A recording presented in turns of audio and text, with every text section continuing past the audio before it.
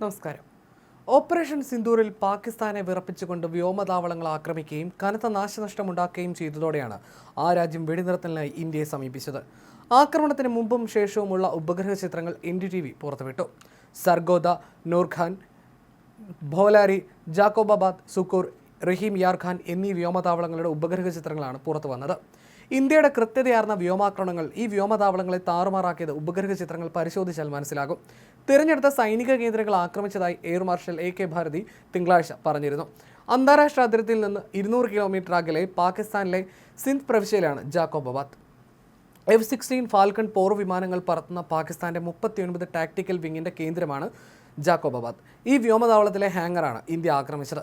വിമാനങ്ങളെ സംരക്ഷിക്കാനും അറ്റകുറ്റപ്പണികൾക്കും മറ്റുമായിട്ടാണ് ഹാങ്ങർ ഉപയോഗിക്കുന്നത്. ഏപ്രിൽ 30 ചിത്രത്തിൽ ഹാങ്ങറിന് കുഴപ്പമൊന്നുമില്ല. പക്ഷേ മെയ് 11 ചിത്രത്തിൽ ഹാങ്ങർ തകർന്നതിൻ്റെ അവശിഷ്ടങ്ങൾ കാണാം.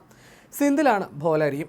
ഇവിടെ ഹാങ്ങറിന് നേരെയുള്ള ആക്രമണത്തിൽ മേൽക്കൂരയ്ക്ക് കടുത്ത തകരാർ സംഭവിച്ചതായി കാണാം. 2017 ഈ വ്യോമതാവളം പ്രവർത്തനം തുടങ്ങിയത്. ഏപ്രിൽ 27 മെയ് 11 ചിത്രങ്ങളും താരതമ്യം ചെയ്താൽ വ്യത്യാസം തിരിച്ചറിയാം. സിന്ധിലെ സുക്കൂർ പാകിസ്ഥാന്റെ തന്ത്രപ്രധാന വ്യോമതാവളമാണ്. രാജസ്ഥാനുമായുള്ള അന്താരാഷ്ട്ര അതിർത്തിക്ക് പടിഞ്ഞാറാണ് സുക്കൂർ. ദക്ഷിണ വ്യോമ കമാൻഡിനാണ് ഇവിടുത്തെ ചുമതല. മെയ് 10 ചിത്രത്തിൽ വ്യോമതാവളത്തിന് സാരമായി തകരാറുണ്ട്.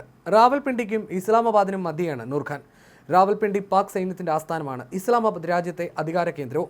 നേരത്തെ ഈ വ്യോമതാവളം ചക്ലാല എന്നാണ് അറിയപ്പെട്ടിരുന്നത്. ഇതാദ്യമായാണ് നൂർഖാൻ താവളം ആക്രമിക്കപ്പെടുന്നതും.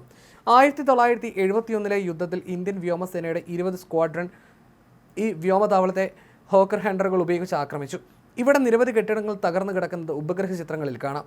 പഞ്ചാബ് പ്രവിശ്യയിലാണ് റഹീം യാർ ഖാൻ വ്യോമതാവളം. ഇന്ത്യ ആക്രമിച്ച 9 ഭീകര കേന്ദ്രങ്ങളിലൊന്നായ ബഹവൽപൂരിൽ നിന്ന് 200 കിലോമീറ്റർ തെക്ക് മാറിയാണ് റഹീം യാർ ഖാൻ വ്യോമതാവളം. ഇന്ത്യൻ ആക്രമണത്തിന് ശേഷം റൺവേയിൽ വലിയൊരു ഗർത്തം രൂപപ്പെട്ടിട്ടുണ്ട്. പാകിസ്ഥാന്റെ ഏറ്റവും ആധുനികമായ വ്യോമതാവളമായാണ് സർഗോദയിലെ മുഷാഫ് വ്യോമതാവളം അറിയപ്പെടുന്നത്. F-16 യുദ്ധവിമാനങ്ങളുടെ 929 സ്ക്വാഡ്രണുകൾ, ഫ്രഞ്ച് നിർമ്മിത അലോവേറ്റ് ഉൾപ്പെടുന്ന helicopter unit, French falcon 20 modified business jet ഉൾപ്പെടുന്ന പാക് വ്യോമസേനയുടെ ഏക ഇലക്ട്രോണിക് യുദ്ധസന്നാഹ യൂണിറ്റ് എന്നിവയടക്കമുള്ള 38 ടാക്ടിക്കൽ വിംഗ് ഇവിടെ പ്രവർത്തിക്കുന്നു. F-16, JF-17, മിറാഷ്, AF-7 യുദ്ധവിമാനങ്ങളുടെ പൈലറ്റുമാരെ പരിശീലിപ്പിക്കുന്ന കേന്ദ്രങ്ങളും സർഗോദയിലാണുള്ളത്. ലാഹോറിന് പടിഞ്ഞാറും പഞ്ചാബിലെ അന്താരാഷ്ട്ര അതിർത്തിയിൽ നിന്നും 200 മീറ്റർ ദൂരം. 1965 71 യുദ്ധങ്ങളിലും ഈ വ്യോമതാവളം ഇന്ത്യ ആക്രമിച്ചിരുന്നു. ഇവിടെയും ഏകദേശം 8 മീറ്റർ വലുപ്പത്തിൽ ഗർത്തം രൂപപ്പെട്ടു. മുഷാഫ് വ്യോമതാവളത്തിലെ റൺവേ 2 തകരാറിലായി. മെയ് 10 ദൃശ്യം. ബ്രഹ്മോസോ, ഹാമറുകളോ സ്കാൽപ്പുകളോ ആണ് ഇന്ത്യ ഉപയോഗിച്ചിരുന്നതെങ്കിൽ ഈ വ്യോമതാവളങ്ങൾ തവിട് പൊടിയായേനെന്നും അഭിപ്രായം ഉയരുന്നുണ്ട്. അതേസമയം സ്വന്തം സൈനികരുടെ മരണത്തിൽ പോലും കള്ളം പറയുകയാണ് പാകിസ്ഥാൻ. ഇന്ത്യയുടെ തിരിച്ചടിയിൽ തങ്ങളുടെ 11 സൈനികർ മാത്രം കൊല്ലപ്പെട്ടിട്ടുള്ളൂ എന്നാണ് പാകിസ്ഥാന്റെ വാദം.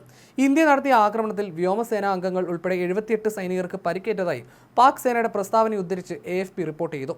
പാക് വ്യോമസേന squadron leader Usman Yusuf, chief technician Aurangzeb, senior technician Najeem, corporate technician Farooq, senior technician Mubashir എന്നിവരാണ് കൊല്ലപ്പെട്ടത്. നായിക് അബ്ദുൾ റഹ്മാൻ, ലയൺ നായിക് ദിലാവർ ഖാൻ, ലയൺ നായിക് ഇക്രമുള്ള, നായിക് വഖാർ ഖാലിദ്, ശിപായി മുഹമ്മദ് അദിൽ അക്ബർ, ശിപായി നിസാർ എന്നിവരും ഇന്ത്യൻ തിരിച്ചടിയിൽ കൊല്ലപ്പെട്ടുവെന്നും റിപ്പോർട്ടിൽ പറയുന്നു.